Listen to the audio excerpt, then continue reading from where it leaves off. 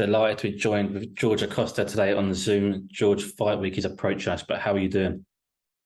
I'm doing good. I'm excited. I'm excited to finally back in the ring next Friday.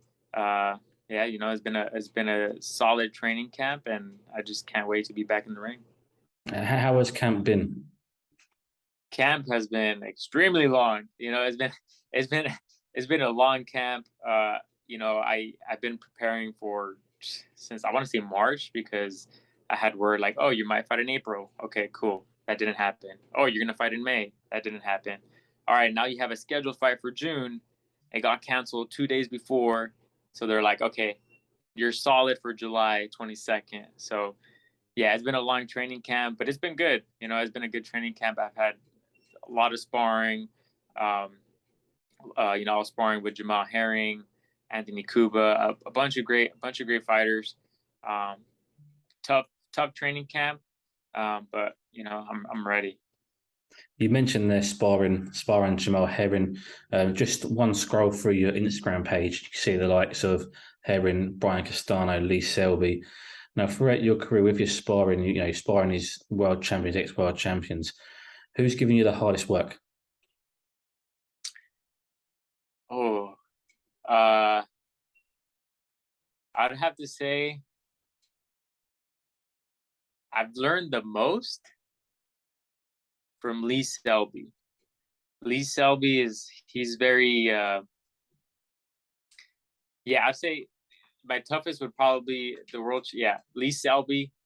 Just the way he moves, he was just so fluent. It was a chess match back and forth. We did a lot of rounds together. It was a chess match, but he was I learned a lot from him. His footwork was nice. His jabs, like the way he changes his tempos. Sometimes you think he's throwing soft punches and then he'll snap a strong punch, or vice versa. He'll throw hard and you're bracing, and then he just moves his feet and throws little shots that kind of gets you off balance. So I say Lee Selby was definitely the most challenging one to figure out.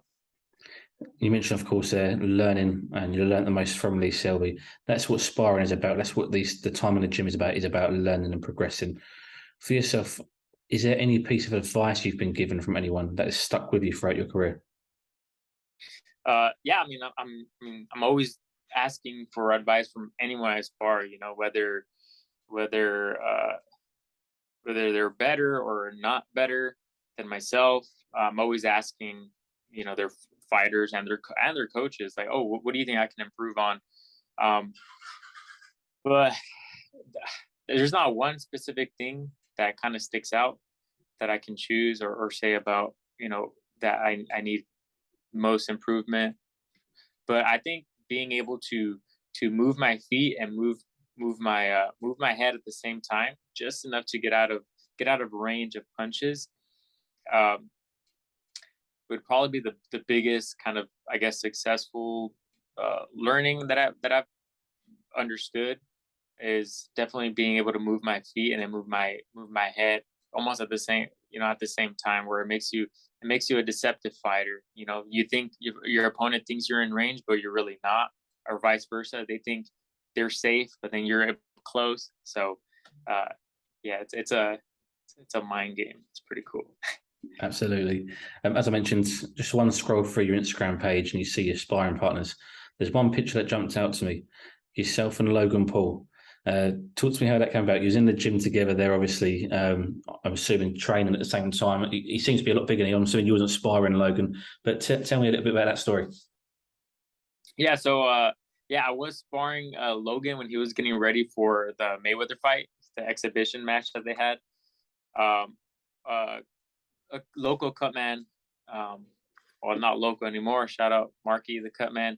He reached out to me and asked me if I wanted to get some rounds with Logan Paul, and it was just random day too. It was a random night. I had already finished training, and he's like, "You want to spar Logan Paul?" And I'm like, "Sure, why not?"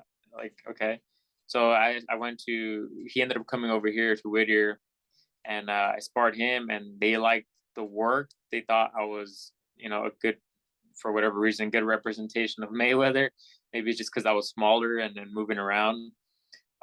So they wanted to keep working with me, and I said, sure, why not? At that time, I wasn't getting ready for a fight, so I was like, okay, I'm not getting ready for a fight.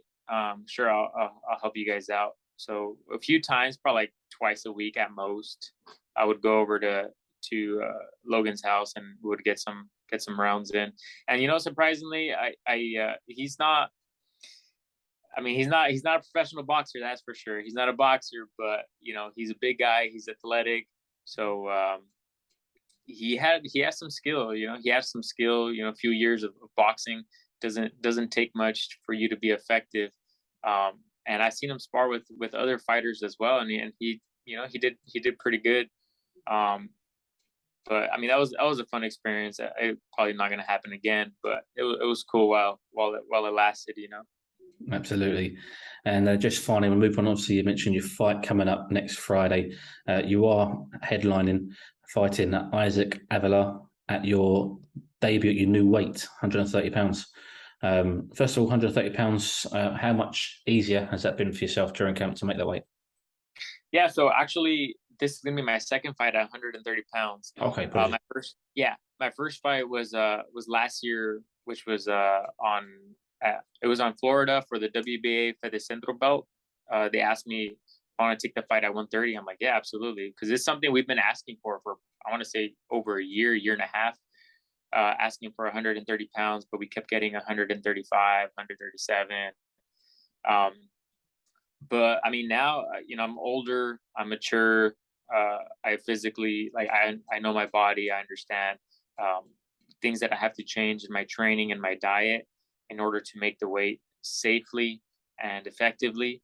So, yeah, I mean, this is going to be my second fight at 130 pounds, and yeah, it's not too, it's not too difficult. My last fight, I was scheduled for 130. I came in at 128 and a half, so I was underweight. Um, but I felt good. I feel good at 130 pounds. Um, yeah.